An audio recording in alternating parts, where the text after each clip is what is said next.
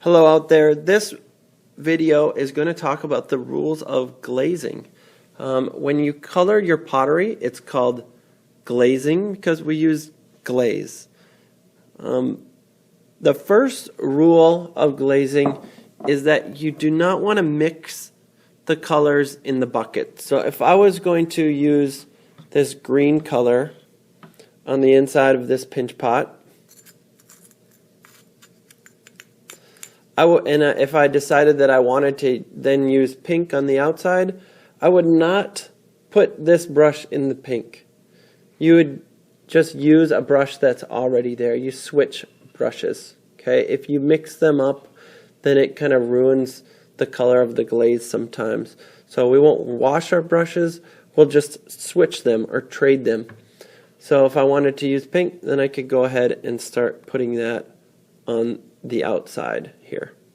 So that is the first rule of glazing. Don't mix the colors in the jugs. The second rule of glazing is that you want to use at least 2 or 3 layers when you glaze. So what does that mean? That means if this green area has been, if I put glaze on there one time, then I'll go ahead and put it right over the top of where I put green before. That would be 2 layers of green. Same thing with the pink. There's already pink here. I would put pink over the top of that pink. That would be the second layer that I've done. And then you can even do a third layer. And the reason we do that is because one layer often does not make it really a nice rich color, and it's not very shiny. So you can see right here on this mug that I've done, I forgot to glaze more than once here, and you can kind of see that it's lighter and it's not very shiny.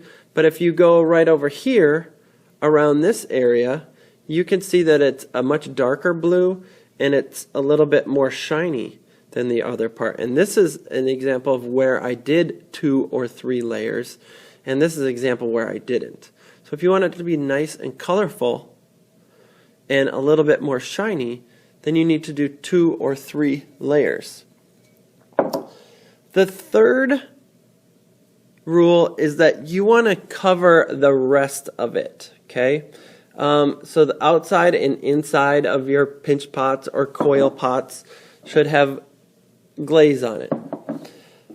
The hardest thing sometimes is getting some of the little white spots, and you can see in here that I've missed some. Some of those are difficult to get, and my trick is to get a lot of glaze on my brush, and then I actually poke it like this and wiggle my brush around instead of trying to use it smoothly or like you normally use a brush. You kind of just poke and wiggle to get all those white spots. And the reason we try to cover those up is it just looks better. Here's an example of one where the person missed some spots, and you can see that it just stays white. And I think most people will agree it just doesn't look as nice as if you were to cover up all of those white spots. It just makes it more colorful and more beautiful. The final rule of glazing is that you can never put it on the bottom. And you can see with all of these that are already glazed, there is no glaze on the bottom. And the reason for that is because glaze is basically like a very colorful glue. And it's going to stick itself to your pottery where you want it to. But if you put it on the bottom, this is going to go in the kiln, and it sits on a shelf just like a table like this. And if there's colorful glue on the bottom and it goes in the kiln and heats up, what's going to happen? Well, it would stick there. It would stick to the shelf. And the only way to actually get it off would be to break it off. So we want to try not to put any glaze on there. We'll try our hardest. But you almost will always get a little bit on there.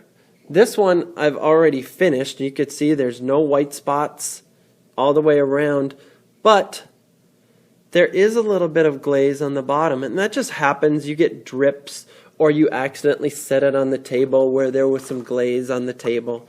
And so we actually scrub it off at the end. And I will put out a bucket like this one that'll have these little sponges in it and water. And you actually want to squeeze all of that water out. So it's just a damp sponge. It doesn't have any water in it. And that's what you will use. And you just scrub this off. And you have to go all the way to the edges. Edges count 2. And you just keep turning your sponge. If one part gets dirty, you just turn it. And then that bottom is now clean. So that would be okay to go into the kiln. So those are our glaze rules. Number 1, don't mix the colors in the jar. Number 2, do 2 or 3 layers of glaze. Number 3, cover up all those tiny white spots. Number 4, do not put glaze on the bottom, and we will clean it off the bottom at the very end of class if you need to. So those are the rules of glazing. I hope you have fun coloring your pottery.